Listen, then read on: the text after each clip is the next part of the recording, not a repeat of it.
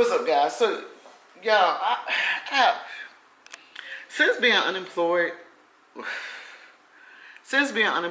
I have really come to grips that I literally quit my job without a job. To those of you who are new, first of all, welcome to the family. I'm so humbled that you decided to join us. Thank you so much. So let me explain. I used to work at a hospital here in San Diego, and I quit. I quit the hospital because for years I dealt with retaliation, discrimination, intimidation by my staff, bullying by my staff, and it got to a point where I was becoming angry. And I let the VP of operations know, who was over my boss, to know that I was becoming angry. I was getting angry. I was tired of being subjected to behaviors that I wasn't subjecting anyone else to. So it got to the point where my boss literally lied to put me on a final, 2017. And then in a conversation, a verbal conversation over the phone, she said, "Have you thought about quitting? I got you on a final. You're not going to be able to go anywhere else." In the same conversation, I had to hire for my department, and she said, "You know, I don't know how to make this sound any other way than what it's going to sound, but can you not hire street people?" This is how my boss operates. She operates under the radar.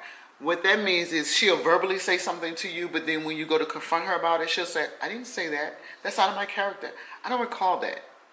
So what I did was, when we had that conversation, I emailed her in reference to the conversation, and I said, per our conversation, you know, I'm in the process of selecting potential candidates for the department, so not to select street people, I would like your input because I would not know how to screen.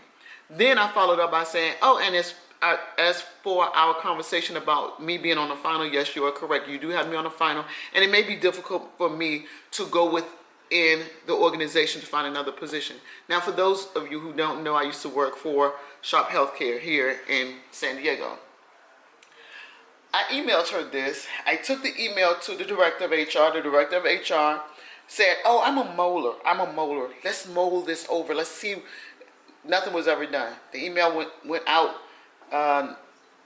November the 3rd, I believe. I have a copy of the email. November the 3rd. Maybe it was November the 3rd. January.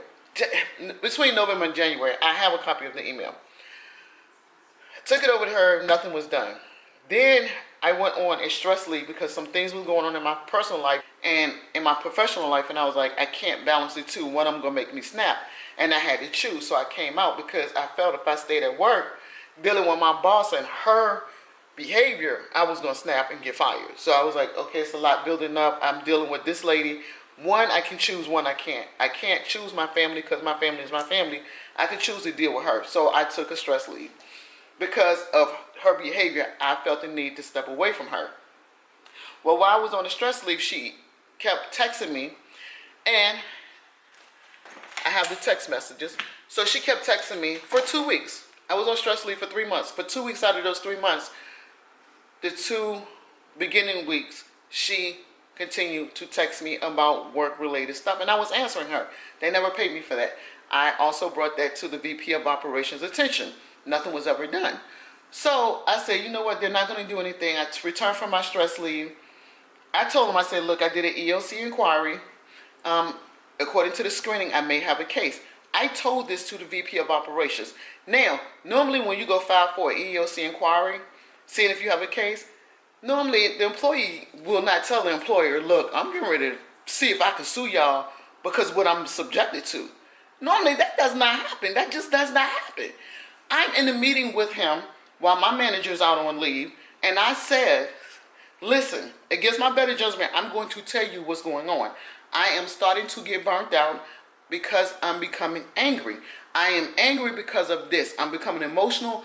They told me I have anxiety because of the things I'm trying to control emotionally, and it's not working. I'm going to lash out. This is what's going on. And then I told him, have an EEOC inquiry. He says, oh, what made you do this? Again, I went down the spectrum and told him what happened. I itemized everything that I had been through with the staff, with her, mainly with her, because you can control your staff, your employees. You can't control your boss.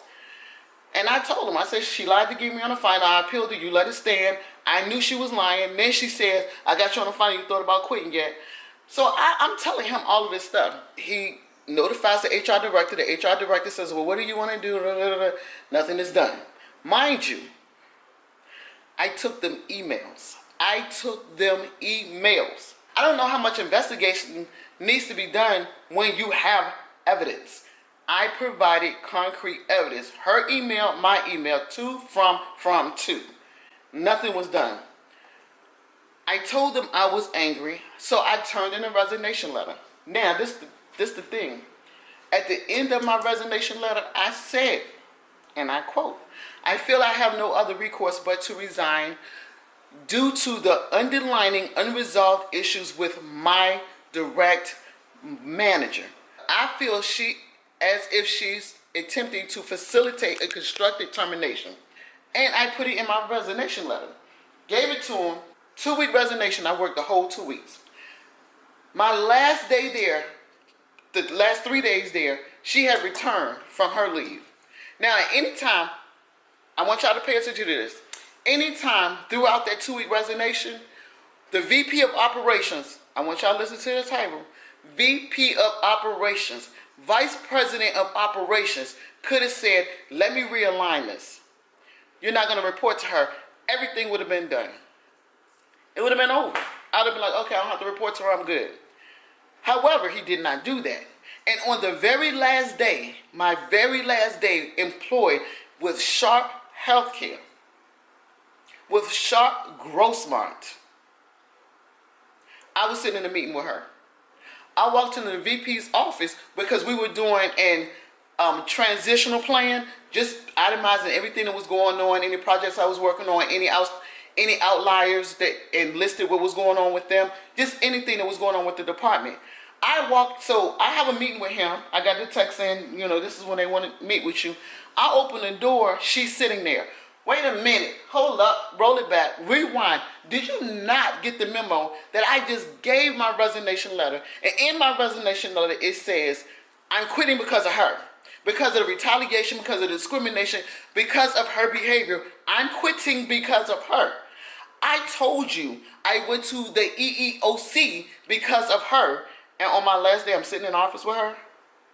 Okay, so that tells me that there was a plan to never do anything. So wait a minute, guys. I just thought about it. I questioned several times, did I do the right thing by quitting my job without a job? And I just came up with the conclusion, yes, I did, because that was going to turn into a case. How in the world the VP, Vice President of Operations, which means that he is the Vice President over operations, anything non-clinical. So I'm sitting here questioning, like, maybe I should have stayed. No, I shouldn't have. Me staying would have required me to hold my head down and tolerate her behavior. At what price would I have had to pay to stay within an organization who had no interest in my well-being, who had no interest of me as an individual employed by them, who said they wanted all their employees to have the Sharp experience? But what about me? What about me? And when I say I have evidence, I'm talking about emails. I didn't go to them and say, I think, I feel. I said, here, this is what it is. When I went to the EOC, they said, we're going to investigate. They said, oh, emails? Here you go, write the suit letter. Ain't nothing to investigate. She got emails. Nothing to investigate. Here's your write the suit letter.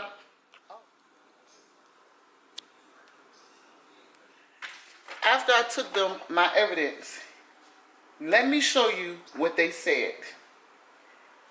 Title 7 of the Civil Rights Act of 1964 is what they checked. And they sent them a letter saying, there's no investigation. There's no investigation. I presented emails. If I presented the federal government emails and they said, hold up, no investigation, here you go, write the suit, why wouldn't they say, let's realign her? Let's resolve this really quick. But it wasn't, so I wasn't important enough. Okay. But you know what? I went up Cowles Mountain the other day with my son, And going up that mountain was really difficult. And I had to think of along the lines of what I'm going through now. Going up that mountain was so hard. Sometimes I said, you know, I want to turn around. I want to turn around. This might not be the day. And then I kept saying, no, take one more step. Just one more step. Just one more step. Just one more step. Y'all, I'm going to show y'all the clip of me going up that darn mountain. Was it valid for me to quit my job? I think so. Yeah. When a company says you're not important enough for us to protect, remove yourself. God got me. He got me. I walk in my faith with sass, class, and grace. Y'all check out the clips of me going up that mountain. What's up, guys? We going up Cow's Mountain. It's Sunday morning. My son said he wanted to come with me. So, we on our way up Cow's Mountain, yeah. Let me show y'all where we going. Way up there. And actually, you can't even see the top of it yet. This is first time up. It's not a bad hike. Wish we would have came earlier because it was like 9 in the morning. Alright, y'all. Meet y'all at the top. Y'all made it to the top. All the way to the top. Y'all kept stopping. I kept seeing people pass me. And for a minute I thought, well, just turn around. It's alright. You've been at the top a couple of times. And I was like, no, don't stop. My son, who had all good intent for me, kept saying, Mom, it's okay, we could turn around. And if y'all could see the camera shaking, that's my hand shaking. He kept saying, it's okay, we could turn around. And your closest family members and your closest friends will make you feel like it's okay to turn around. And they'll say, it's all right, you don't have to keep going. And they don't mean no ill intent, but I needed to keep going. He was like, it's okay, we don't have to go all the way to the top. I see you're tired. And on your journey to the top, you're going to get tired. And there's going to be people that pass you. And there's going to be people, they'll tell you it's all right if you don't go. But you got to keep pushing. All I kept thinking is, just one more step, just one more step, just one more step, just one more step. Then I got desperate. I said, okay, angels, I need your help. I need your help, angels. And I put my gospel music on. And all of a sudden, this lady came down in front of me. And she had a shirt on that said, the higher mind of thinking. And I was like, all right. And then I kept going. The next turn, this lady came down and she had a shirt on that said, just do it. So I paid attention to the signs and I didn't give up. And I'm sitting on the top. So you have to keep going. You have to keep persevering. No matter if the people are passing you, no matter if they stop and turn around, you have to be determined to keep going. Making it to the top is never going to be easy.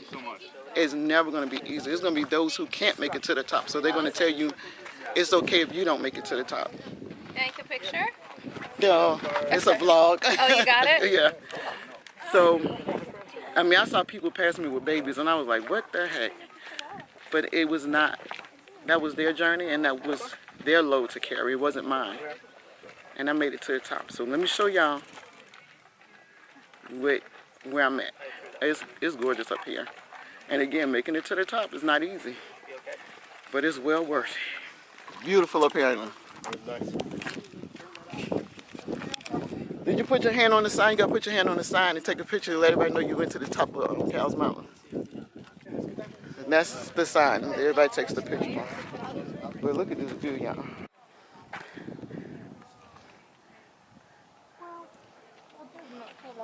Look how gorgeous it is up here.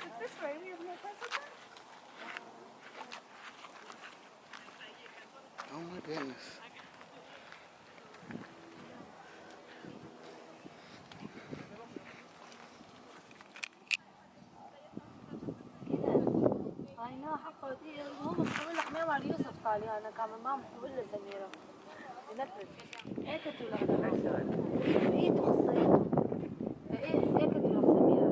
Yeah, look at that.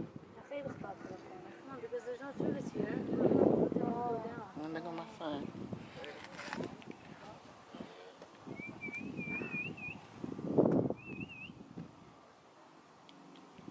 not realizing that him telling me to go back, he wouldn't have never got to enjoy this either. Till next time. Bye.